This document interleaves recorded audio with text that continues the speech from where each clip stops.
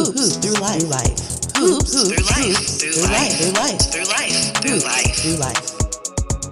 Welcome to another episode of Hoops Through Life, a podcast where we discuss everything related to women's basketball player development, the collegiate recruiting process, and transition from high school to college. I'm your host, Elsbeth Bierman.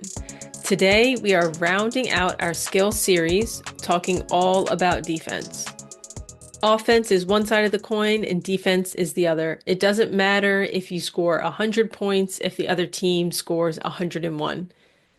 And as you progress to higher levels of basketball, the fastest way generally for you to get on the court is your ability to stop the other team from scoring.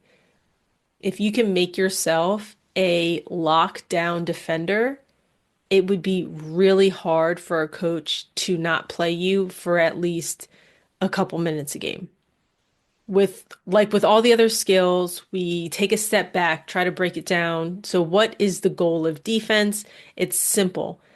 Keep the ball in front of you and prevent the other team from scoring. And if you truly understand that, everything else really just falls into place. And the way that I think about defense, if we're talking form or what it should look like, is I just believe in getting from point A to point B as fast as possible. That just means if somebody beats you off the dribble, what is the fastest way to recover? Is it a slide? Is it a sprint? The answer is almost always a sprint. You need to turn your hips quickly and run. And yes, that might mean crossing your feet. And I would challenge you to do this. The next time you watch a high level defender, so let's say college professional level, you'll see, just watch on ball defense. For now, we're talking about on ball defense. You'll see hip turns, sprints, and foot crossings all the time. I guarantee it. If you're only sliding, you're probably getting beat a lot as a defender. And I would just encourage you to play around with sprinting and turning and what that might look like in your games. As an offensive player, the goal from a positioning standpoint is you want to get an advantage. What does that look like? Shoulder to chest. So a shoulder to chest advantage, meaning as an offensive player, your shoulder is perpendicular to the defender's chest. So as a defender, if you flip that around, your goal is to stay chest to chest with the ball handler. That would mean keeping them in front. And once you can accomplish just staying in front, having that chest to chest read, your coach will probably have specific defensive principles for you to follow. And these are just on ball for right now. I've heard people say no middle drives or force everybody left or everybody to their weak hand. No baseline drives, or we want baseline drives, force them to the baseline. All different types of philosophies and ideas. The very basic one, chest to chest, that's what you want to keep. And then listen to your coach for the rest of that. And understanding your coach's principles, and if they don't have any, ask, right? Because or I'm not saying they don't have any, but if they haven't expressed those to you, make it clear what you're supposed to be doing. If you're just going out there on defense, standing in front, not really knowing what you're supposed to be doing, which way you're supposed to be pushing them, what your objective is against this specific player, ask your coach. They should be able to articulate with you what they want you to do. And once you understand those principles, that'll really help you stay disciplined and make your defensive efforts more effective because you're focusing on something very specific. So let's move on to evaluating defense. So when I'm evaluating a player's defense, these are the key questions I ask myself. If you've been listening to the last couple episodes of this skills breakdown, you already know what the first question is. How coordinated are they? So do they move fluidly? Is this player able to cut and react quickly? So the coordination also has to do with speed and agility a little bit in there as well. And how is their reaction time when a player makes a sudden move? Let's say they cut or go back door, or it's a really nice crossover. How is this player reacting to those types of situations? Number two, do they understand angles? Can they get beat and still recover? Do they approach the ball with at the appropriate positioning for that specific player that they're guarding. And that leads into number three. What do their closeouts look like? Do they know the difference between a shooter and a driver and what that closeout might look like? Can they get out to that person quickly and in an effective way to guard that specific player?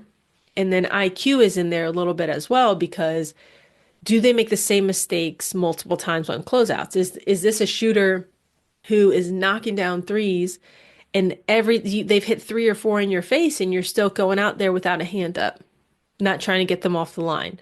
So what closeouts and IQ a little bit in there as well.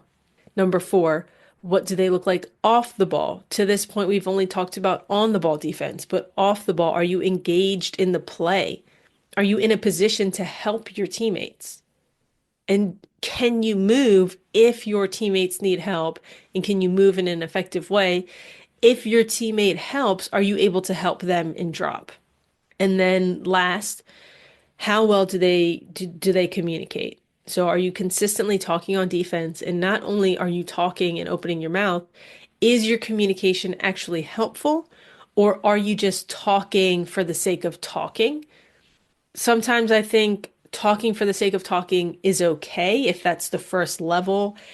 If you go from not opening your mouth at all to opening your mouth, I always want people to be communicating and talking.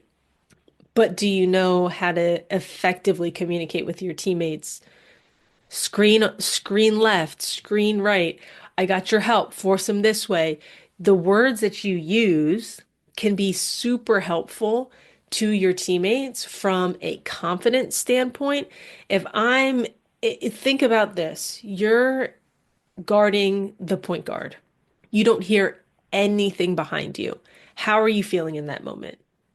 Do you feel on an island? Do you feel good about that? Now take the same scenario. You were guarding the point guard. You hear your teammates behind you. Got your help right, got your help left. Maybe they're pumping you up. They can't get past you. You got it. And then a screen comes. Oh, screen right. I'm doing this. You're doing that. And really that effective communication of what's happening when you can't see and encouraging you as a player to say, you got this. We got your back. That goes a long way. If you want to become an elite defender, I've come up with 5 key scenarios that you really want to be super effective at. You want to master these 5 scenarios. There may be more, but these are the ones that were broad enough for me that I thought would work. Number 1, closeouts. If you watch any game, closing out on defense happens.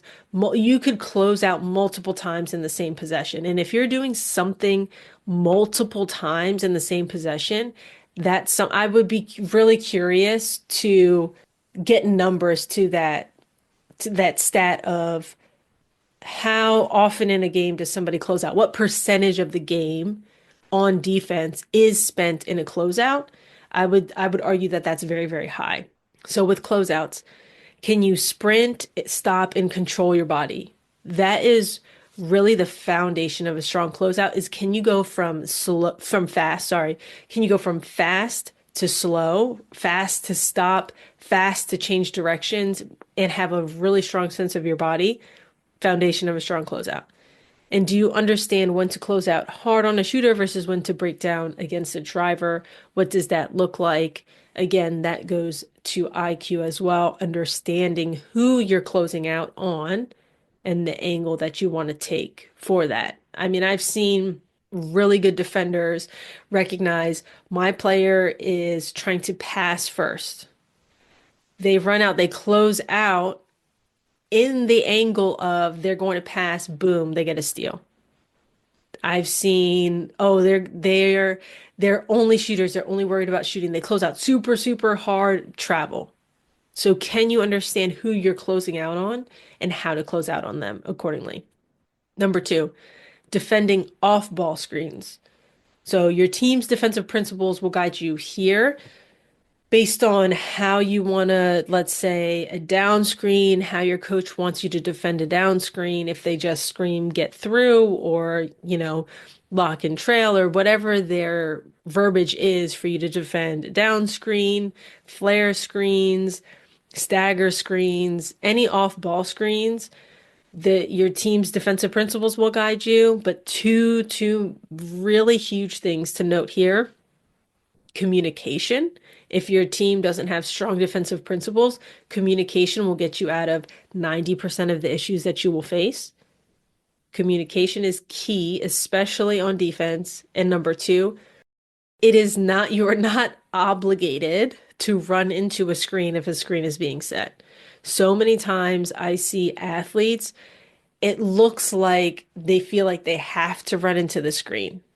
Just don't run into a screen. Figure out a way to get around it. And so that is the second thing. So number one, communication is huge. And two, just do not run into the screens. Number three, defending on ball screens. So again, this depends on your team's principles, but here are some common reads that you might come across. If it's somebody's a shooter, what would you do on an all ball screen? You probably would try to fight and get above that screen, or it would be a huge, really, really hard hedge on the screener's defender, your teammate. Number two, common read is a hedge or a trap. I just mentioned a hedge, but maybe a trap. I know a lot of times, sometimes in the outer third, ball screens in the outer third, you might trap those, or it's a really primary playmaker, somebody who's really good at seeing the floor. You might want to trap that person as well. Somebody who's primarily a driver looking to get to the rim, you might go under that screen. Maybe your teammate gives you a little bit of a gap and you go under. But again, this depends on your team's on ball screen defensive principles. So again, if you are not sure of what you're supposed to be doing, ask your coach. Coach, how do you want me to guard an on ball screen? How do you want me to, what are the principles that we are guiding our defense on? Fourth scenario, help defense. So this is off the ball. Knowing where you should be so you can best be in position to help your teammates. Again, all defensive principles. I've heard coaches say, I don't want any help, only on ball defense. That's all I want. Pack line is something where it's everything is on that line. It depends on what you're running to know help defense, but generally, most teams would agree that there needs to be some sort of help. So being in the right position before the drive happens, you don't want to be late. Rotation, there's generally a rotation component to help defense. Help the helper is a phrase that you might have heard of before, you might hear a lot. Your teammate helps and you got to drop or you got to rotate to cover for their teammate when it's necessary. The most important thing, help defense. Again, this is something that's come up over and over again, communication. If you're in help defense, you can see more than probably most other people on the court, and you have to let them know what's happening behind them and where you are. And second, sometimes I see, especially at the youth level, help defense, you think that's a time for you to just chill out and relax. Almost the opposite. You need to be engaged and anticipate the next offensive action because you are the most important defender because you're that last line of defense. If somebody gets beat, it's on you. A lot of times I see people get fouls because they're late or they don't know how to rotate. Your teammate gets beaten, that's a foul on you. That's not what you want. The fifth scenario, and this isn't much a scenario as it is how I think you should be approaching defense, but it's your overall defensive mindset. Have the mentality that you will not let your opponent score. Defense is about a lot of things, but it really can come down. It's one of those things that is really about effort and being disciplined to the principles that your team has set. And if you have those two things, if you understand the defensive principles and you have a lot of effort and you're willing to communicate with your team, you will not have to be the fastest person out on the floor and you will be a decent defender. You do, and I will repeat that again, you do not have to be the fastest or the quickest person out on the floor to be a good defender. I will say this though, the slower you are, the smarter that you have to be. So it's like it's a balancing scale. So the quicker you are, the more effort you give, the more the ability you have to recover. You don't have to be as smart with your defensive movements because you can recover. If it's hard for you to recover, you have to be that much smarter and have the ability to read what's going on the court. And that's the balance that you're fighting with. Obviously, I would want everybody to be as quick as they can be and as smart as they can be, because that would make a really, really elite defender. But that's not always the case. That's generally not the case. Now to improving your defense. I have two simple but highly effective activities that anybody can do to improve their defense. First one, play one-on-one. Instead, and an easy way to do this is instead of just shooting around, when you get to the gym, what I see a lot is everybody grabs a ball, people are shooting around, maybe somebody is passing and feeding somebody. Instead of just shooting around, challenge yourself with one-on-one games. Go up to a teammate, hey, let's play a quick game of one-on-one. Do something like Queen of the Court, something. Do something one-on-one, and that will make you a better defender. And you can adjust the rules of the game to work on specific areas of growth for yourself. For example, if you struggle with closeouts, start every possession by a pass and a closeout, and you can pass from different angles and close out at different angles, but start every possession with that if you're having trouble with the closeout. If you have trouble defending drivers, play against teammates who are really good at attacking the rim. You can play multiple people. Like I'm thinking of a very simple warm up in my head right now of two people, and you'll need a couple people for this, and that's okay. But if it's before practice, you should have some teammates there. Defender in the middle, two people break to the 45s, pass, close out to one of those teammates, and one could be a really strong driver, one could be a really strong shooter. So now you know you have to guard them a little bit differently. Number two, the second activity is play 2-on-2. And this will help improve your on ball, help, and closeout defense all in one. And I would suggest shortening the court to to make it one more realistic, but then to focus on specific defensive principles or defensive actions, I should say, like on the ball help and close out defense. And easy way to shorten the court is, let's say you want to use the right side of the court. If you're facing the basket, your out of bounds boundary is the left side of the lane line on the left side. So now you have, 3/4 of the court to use and play from there. And then you can switch sides to the left side or to the right side. That's an easy warm up you can do as well. Okay, if you only take one thing away from this episode, let it be this. As an on-ball defender, well, I guess I'll say two. I'll say two things. If you can only take two things away, let it be this. As an on-ball defender, your first goal is to keep the offensive player chest to chest with you. That means turning them, forcing them to change directions, and most offensive players struggle when they're turned more than 2 or 3 times. That means they have to change their direction, most likely change their hands.